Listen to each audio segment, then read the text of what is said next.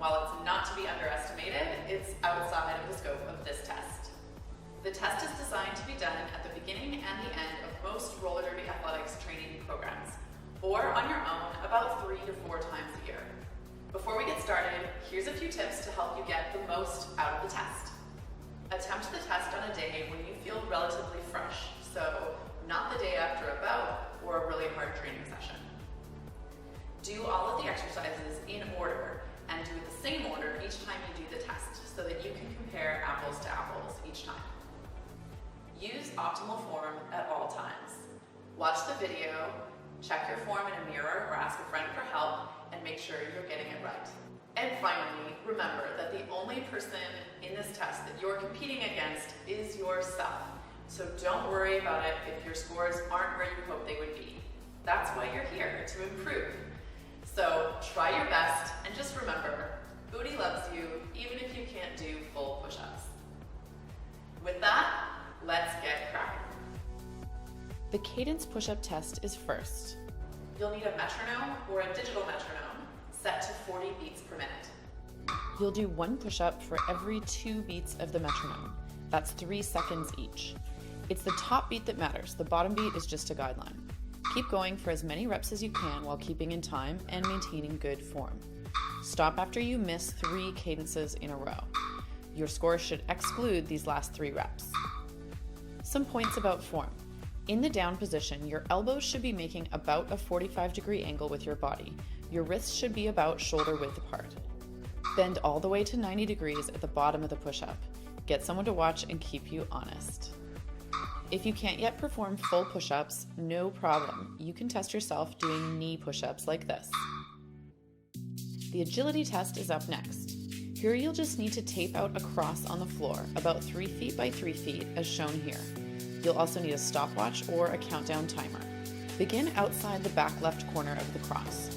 Start the timer and jump into the back left quadrant, then into each quadrant in a clockwise order without touching the line. Your goal is to hit as many quadrants as possible in 10 seconds. It's best to have a friend help you time and count. Here's the test at full speed.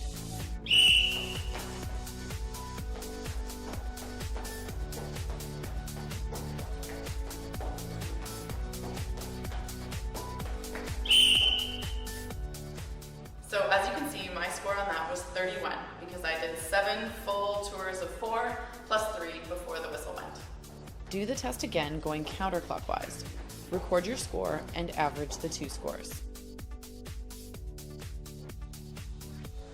Here are some notes on form. You should jump with your feet together as a unit.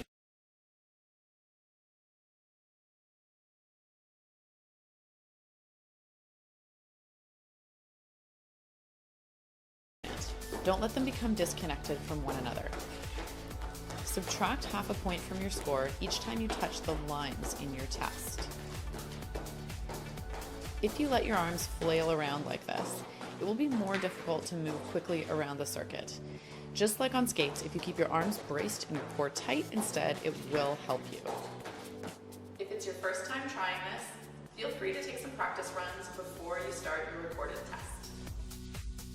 For the vertical leap test, you'll need a measuring tape or a yardstick. Tape it to the wall up high. It doesn't matter exactly at what height you set it up. This is a standard test used by many sports and employers to demonstrate leg power. You simply jump as high as you can and measure the difference from your standing reach to your reach at the top of the jump. Here are some tips to help you out. First, you can have a friend stand on a chair and read your high point measurement, or you can use a piece of chalk to mark as you jump. Second, the height of your leap is directly related to how deep you bend and how quickly you descend. Bend deeply and quickly like you're coiling a spring. Next up, we have the core test. As you know, a strong core is essential for balance, but it also helps with agility and injury prevention.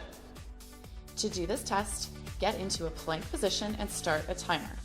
For the first minute, or as long as you can maintain of the test, you'll be in this position on your elbows with your neck in a neutral position. After a minute has elapsed, put your feet closer together for balance and lift one foot up. Maintain that position for 30 seconds. Then switch feet. Keep holding. And if you're still going, after 2 minutes, you'll swap to one arm at a time. Try your best to keep your hips low and square to the ground. After 30 seconds, swap arms and keep going.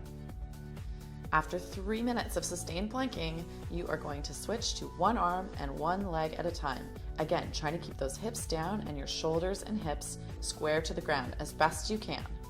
Another 30 seconds on the other side. And after 4 minutes, if you're still hanging in, you're doing awesome. Get right back to the starting position and start the whole sequence over again and keep going through as much of it as you can. Here are some notes on form. While you do this test, watch out for piking your hips up or letting them sag down. Also, avoid turning your head down, looking at your feet. This puts your neck out of alignment. Instead, try to keep a straight line from the crown of your head to your heels. When you're balancing, avoid hitching up onto one hip. Try your best to keep your hips parallel to the floor. Your test is over when you lose your balance or you can no longer maintain good form in a plank. Stretch it out and give yourself a little break before the next test. Finally, we are on to the endurance test. We are going to run this as a time challenge. So, how quickly can you complete all of the reps while maintaining good form? Here's the test. We're going to do 3 rounds of skater strides, lunge jumps, high knees, and squat thrusts. Here's what it looks like. Start your stopwatch and begin. For this exercise, stay low the entire time, as though you're speed skating down a straightaway. You don't need to pop up in between, it's not a big jump. Here, both knees should form 90-degree angles in the down position. Keep your front knee aligned over your front foot, and keep your torso upright. Try not to lean forward. High knees are easy to cheat on, but don't do it. Knees up to at least your hip level each time. Go slower if you have to. The way to count all the reps in the test is by total number of reps. So 20 skater strides means 10 per side, not 20 per side. Same with lunge jumps and high knees. The rep number listed is a total. The operative word in squat thrusts is squat. So shoot for a 90-degree squat, both here and here.